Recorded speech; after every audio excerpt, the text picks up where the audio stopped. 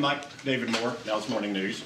Had a question and a quick follow-up for you. How would you characterize your meeting with Jerry yesterday? Was it talking a lot about you in a fifth season? Was that a brief part of it? It was like, hey, what are you looking for? What do we need to do here? It was a long meeting. I think we went probably a little bit past 3 hours. We talked about a number of topics. The first topic was obviously the disappointment of the ending of the season. Went through all the layers of that. Then we talked about pretty much everything in the football program. So it was more looking forward and just what happened and then what initially. Yeah, I think it. We went the whole course. Went back through things that we felt may have factored, and like I said, the disappointment component had a lot of layers to it, so we went through all those layers, and then we talked about personnel and coaches and everything involved, so business affairs, and so like I said, it was a long, productive conversation.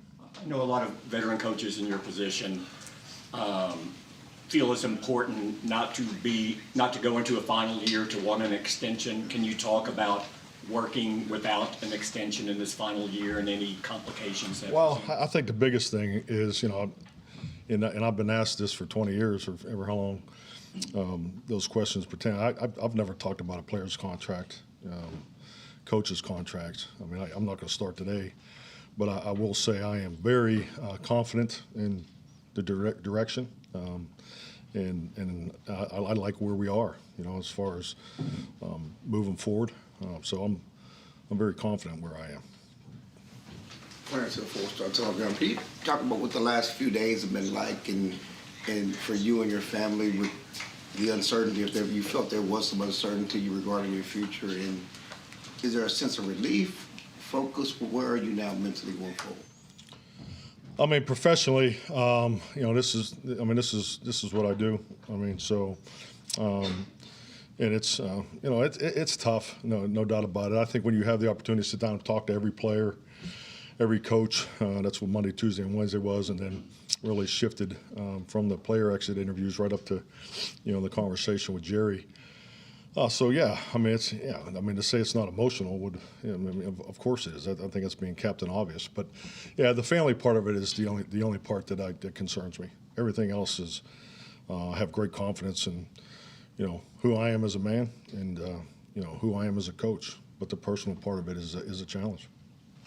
Just going forward, what's the mindset? Obviously you refocus this relief on where you are going forward.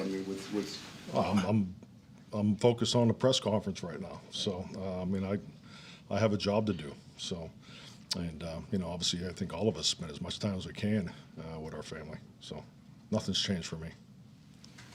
Mike, Todd Archer with ESPN. What needs to change with this team, organization, staff to get past? Todd, it's still raw right now. I'm still a little bit numb.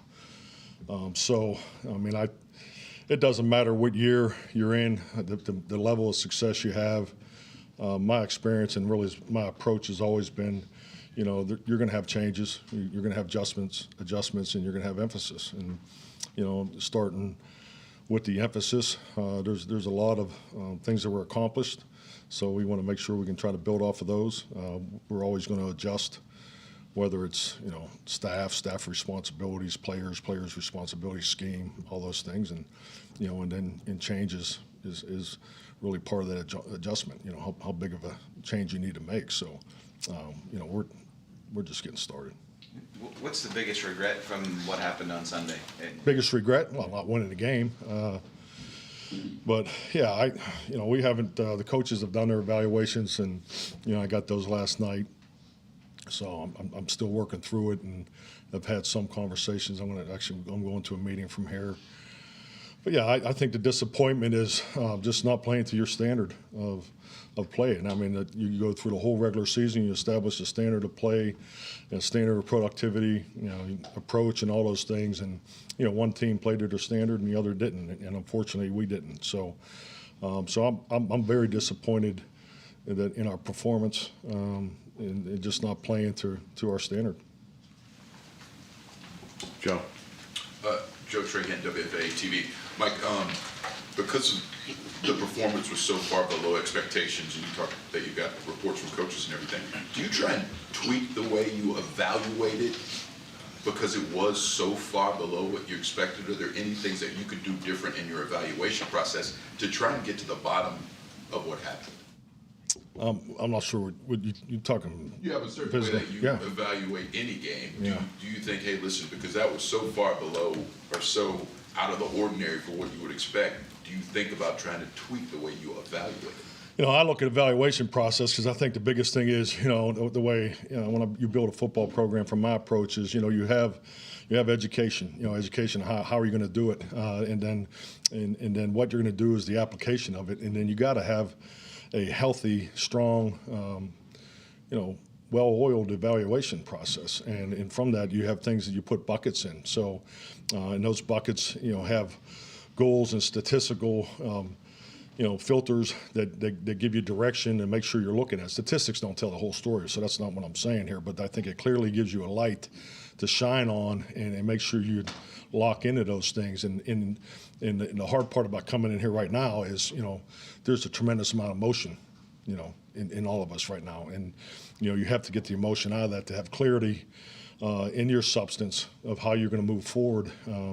You got to learn from it, and then how you're going to grow. So then you got to swing back around. Now you got to educate again. Then you got to apply it, and that's that's a process. So the evaluation process that we'll go through is, I guess you would say it's tweak because you're applying it to different people. It's never the same. I guess to answer your question. And then just a quick follow-up. Will you go back to the Bills game, to the 49ers game, to try and find common denominators for that kind of performance from your team as you move forward to look for answers? No, absolutely, and that's that's the insight that you're always is always part of your evaluation. No, absolutely, the negatives in those games are definitely at the forefront of what we got to be better at. John Michaud with The Athletic. Mike, obviously the fan base is really frustrated. What is your message to them about, moving forward, why this team can eventually have that playoff success? Well, we have an unbelievable fan base, and they should be frustrated. We're extremely disappointed for them, disappointed in our performance. But my message would be this: we have established a championship program. It's just not the world championship yet. We know how to win. We know how to train to win. We have the right people, but we have not crossed the threshold winning playoff games. And it's extremely disappointing to be sitting here talking about it. But I know how to win, and we will get over that threshold. I have total confidence in it, and that's why I'm standing here today. And then with the trajectory you had at Green Bay and winning the Super Bowl in year 5, do you see this program that you've built here being on a similar path? Yes. There you go. Thanks, John. But didn't expect a layup today, that's for sure. I think you build a program and you continue to grow from it. But the reality of it is you have to go through the tough questions and make sure you have answers. And the reality of it is this team's going to change. We're going to have changes. It happens every year. Just start with your roster. So 25% of our players will be different than what they were this year, and that's and frankly that's part of the disappointment because I thought we had an unbelievable team. I love the way these guys work, their connection and belief in one another. They're very coachable. When you kick them in the ass, they responded, and they love one another. They love one another, and I think that's important. The chemistry, and so there's so many good things, but we clearly came up a lot shorter than we anticipated. Calvin Watkins, Dallas Morning News. How difficult were those exit meetings with your players? I'll tell you, they're amazing men because the thing that just always blows me away is just how strong they are.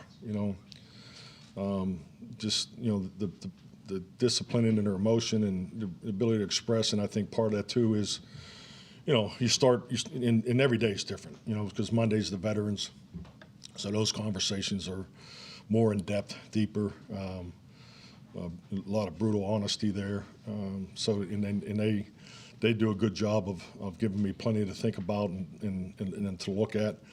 And then you have the mid group, the mid guys, years 3, 4, and and then there's a little more there, and then there's a little more. This is what I need from you moving forward, and so forth. And then the last group's the first year players and the free agents and so forth. And it's more,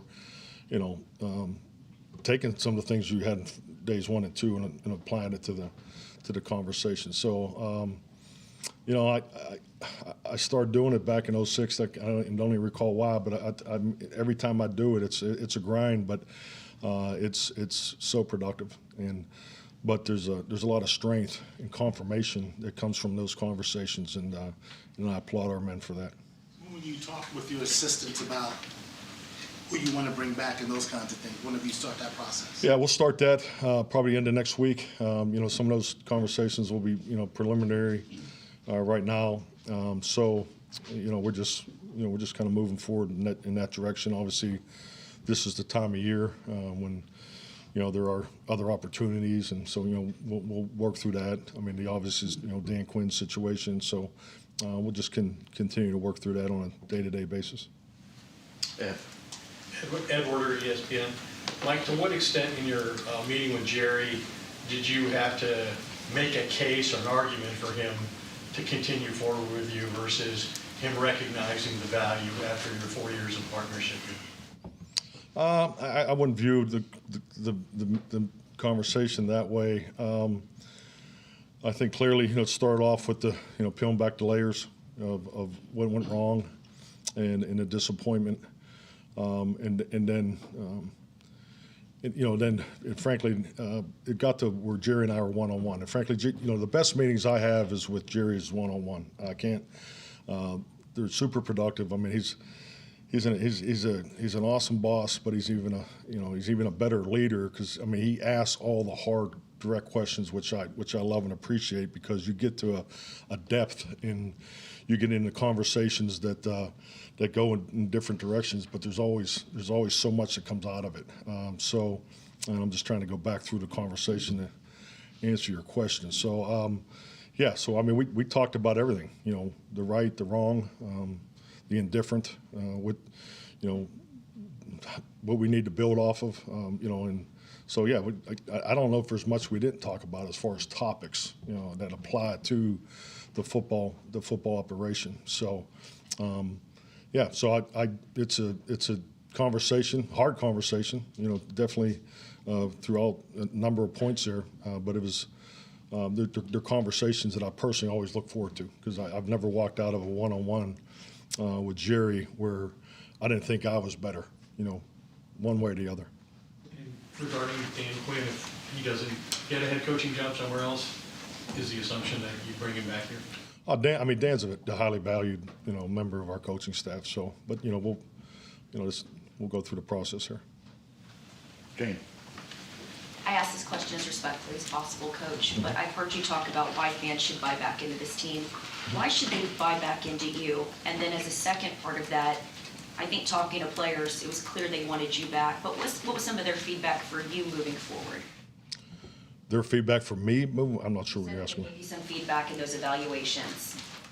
Well, the feedback's on every topic, every category that I talked about. So I think it's the confirmation of how we operate here. There's training, there's expectation, there's the development physically, the development mentally, and the development emotionally. In the emotional realm, you're always chasing, because of the different maturity levels and different backgrounds that come into your culture each and every year. It's that's definitely the arena that's the most challenging and definitely is something that we'll continue to focus on and definitely need to learn from this past experience.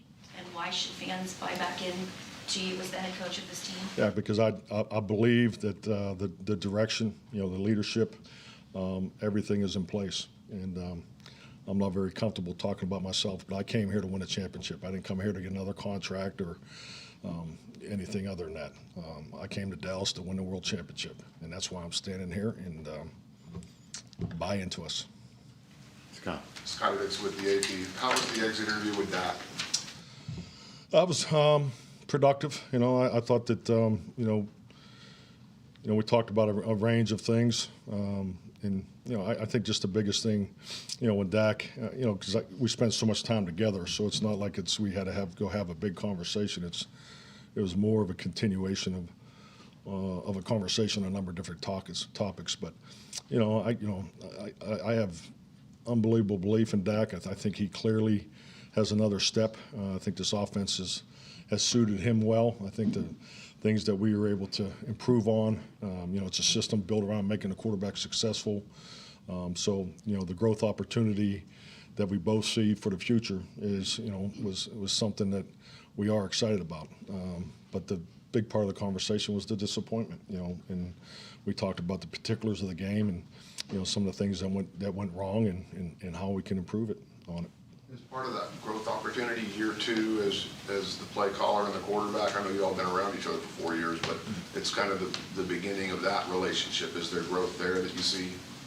Well, it'll definitely be more growth, because now that we've gone through it, and you can't get to this spot without going through it, is, the situations that we were able to go through and now apply to the training, and that's just how my brain works, because as the conversations you have not only with Dak and particularly the veterans, there's a number of things that come out of it, and you're like, okay, how do I tweak the training component to maybe move the needle, a different direction in that area you're focused on. So, but yeah, that's really what those conversations are about, and then obviously, his conversation is a big part of that, because not only what he means to the team, but playing quarterback. Michael Galkin, Dallas Morning News. How do you evaluate the way that your offense was able to run the football this season, and then on the other side of the ball, stopping the run, and we talk change, the run game on both sides? I think just big picture wise, over the course of the year, we were below the line. I think we need to be better in both areas, and I think it's something that, that would go right off of what we were talking about in the last question. Those are the things, the training and how you do it and how you can improve there. But yeah, I'm not, we're not where we need to be in both those areas. Nick. Nick Harris, DallasCowboys.com. When you look at the current roster, 16 of pending free agents, pair that with your conversation with Jerry yesterday, how much change do you anticipate this offseason? Too early.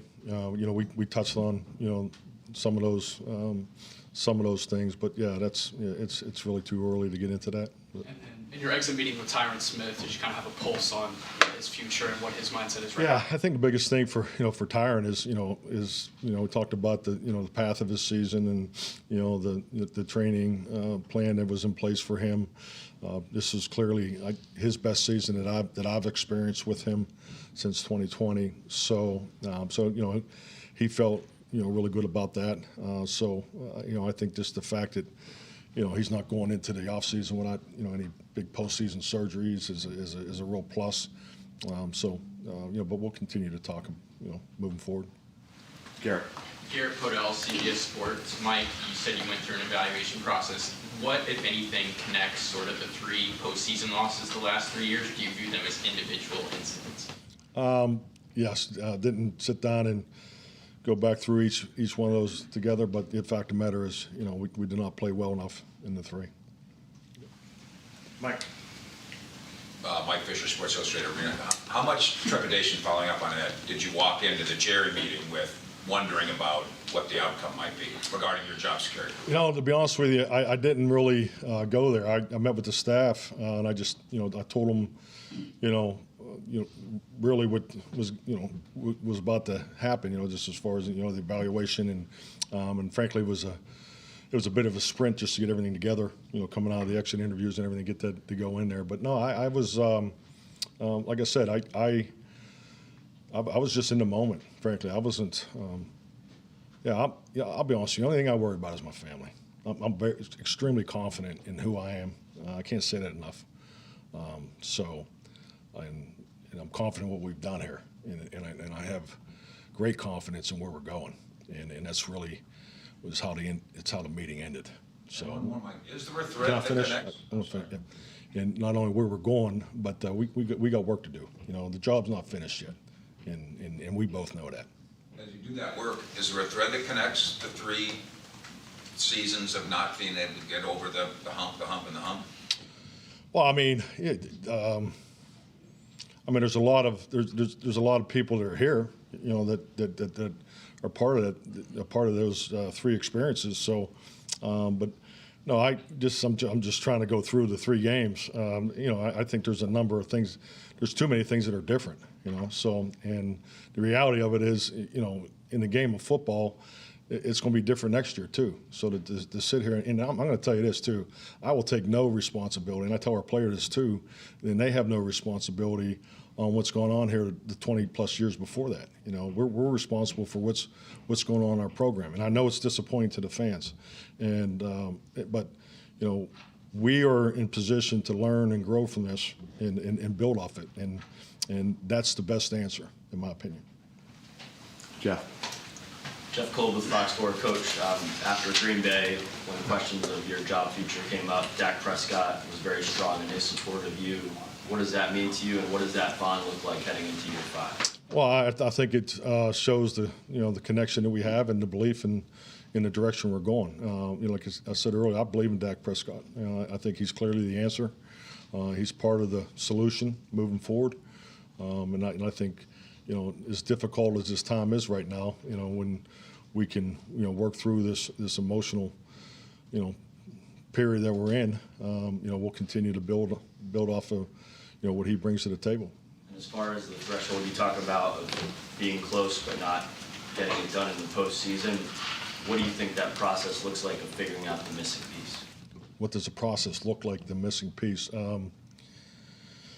You know, I think it's like anything. You get back to the beginning and you train, you know, to win games, and you got to, you know, you don't even get an opportunity to answer these questions until you do your job in a regular season. So we got to take care of first things first. But it'll all be about, you know, building and developing, you know, the mental, the physical, and the emotional realms to make sure we're more than equipped and ready to win in all those arenas. Kyle Youmans, Dallas Cowboys TV. Coach, you mentioned earlier the heightened emotions of these last few days. Was there another point in your career where you dealt with emotions that were comparable, and how did you get through that? Yeah, I don't want to go back there, but yeah. No, I mean, you know, the NFC Championship game, losing my brother, so yes. How did you get through that? One day at a time. Jane. Coach, you've obviously had your meeting with Jerry, you've had your meeting with us now. How would you describe your mindset, and what's the next step for you in the next couple of weeks? Oh, I just got to continue to work. I mean, there's work to do, so just stay the course. Is there a relief now that this has all been put to bed? I think it's more of a direction, you know, and that's all we ever want is, you know, what's the direction, what's the schedule, and get to work. Claire. Mike, just going back to the game just for a minute, was your team into the game mentally? I know I saw you talking to City on the sideline. You know, I'm just saying, coming to the game, did you feel that they were mentally ready for that game? Yeah, absolutely. Talking about me talking to City during the game? Yeah. Yeah, I mean, the one time I went over to talk to City during the game was about a route. You know, that's we anticipated them rolling their coverage to him, and which they did. You know, both when he was inside and out. And our conversation was about a vertical route, you know, at an option opportunity, you know, at the breaking point. So, and just how we saw that option, you know, because there's 2 ways to go there. So, just give them clarity to make sure that the receivers and Dak were on the same page. So you didn't see him being flat or anything like that coming in? No, I think if anything, we were going too fast. You know, that was the common message. With the players, and you know, I watched the game, you know, Sunday night when I got home, and that's what I felt. You know, we were, you know, we've done such an excellent job in the big play, you know, production component of the game, and you know, it's definitely one of our strengths all year. But you know, you can't chase big plays, and there's a number of times we were chasing plays, and it bit us in the ass. Dak talked about playing too fast. Is that something that in a game like that you have to talk about calming down and letting the game come to you? Is that part of the learning process you're talking about? The next step you have to take. Yeah, those are all characteristics of the ebb and flow of a football game. I mean, every player has a gauge. You know, some play too fast, some play too slow, and you know, the biggest thing is to get into that neutral mindset and that gear that gives them, you know, the right fit and into the scheme, playing to the guy next to them, and all those things. So that's part of football. John. Mike, John Javad with WFAA. After the game, many fans expressed a desire for change of some sort, be a coach, be a quarterback. You know, here we are a few days later, and y'all are moving forward. I'm curious what change fans might be able to expect heading into next season. I clearly understand and respect the emotion of all this, and definitely the fans' perspective. But you know, that's what really the evaluation process is for. It's very raw right now, still is, as I'm standing here in front of you. But there definitely will be changes and adjustments that are made, and I think we do have a lot to build off of. All righty, thank you, Mike. Thank you.